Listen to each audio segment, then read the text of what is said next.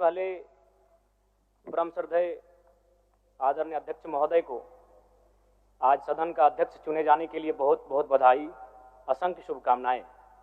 और आपकी पोशाक से शायद परिचित हो रहा है कि आपने कुछ खोया है, और ये सदन के साथ साथ मैं भी आपकी इस दुख की घड़ी में सहानुभूति प्रकट करता हूं।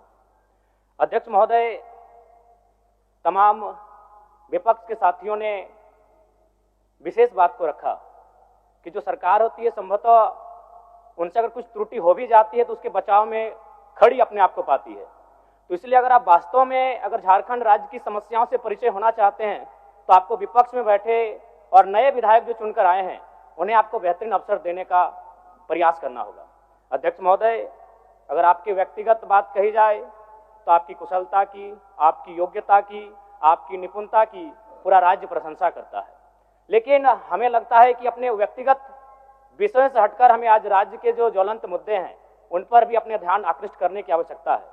अध्यक्ष महोदय, जो मैं झारखंड लोकतांत्रिक क्रांतिकारी मोर्चा अपने पूरे संगठन की ओर से आपको बधाई देता हूं और आपसे विशेष मांग करता हूं, चूंकि मैं जिन परिस्थितियों से यहां से चुनकर आया हूं, कहीं ना कहीं राज्य के शोषित वंचित लोगों की एक बहुत बड़ी अपेक्षाएं हैं।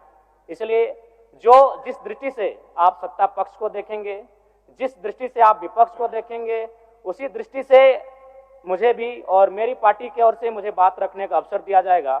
मैं आपसे ये मांग करता हूं, क्योंकि आज जो हमें बात को रखने का अवसर दिया गया है ये बधाई है।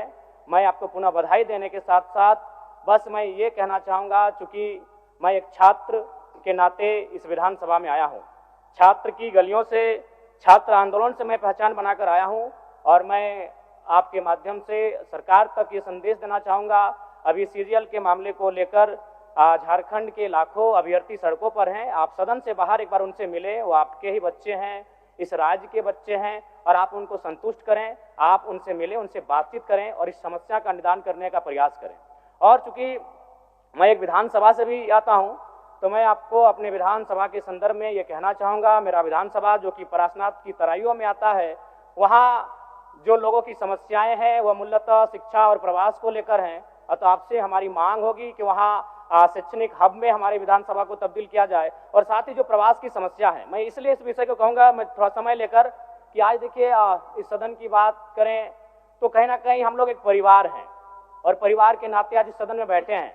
लेकिन मैं जिस विधानसभा क्षेत्र से आता हूं उसके आसपास के विधानसभा क्षेत्रों की एक घटना है, अभी कैमरून में 45 मजदूर फंसे हैं। तो मैं सदन बधाई के बीच में आपका ध्यान आकृष्ट करना चाहूँगा, ये गंभीर विषय है, और वे रोते रोते टेलीफोन किए हुए थे कि उनको पानी की, केवल पानी पीकर वो कई दिनों से अपना दिनचर्या को काट रहे हैं।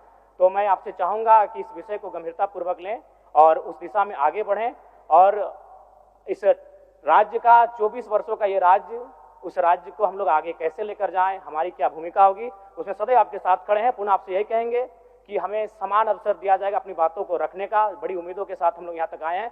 पुनः आपको माननीय अध्यक्ष चुने जाने पर बहुत बहुत बधाई, बहुत बहुत शुभकामनाएं, और साथ ही साथ आपने जो शायद अपने पिता को खोया है, पुनः उसके प्रति हम ढांढस, शोक, संवेदना व्यक्त करते हैं।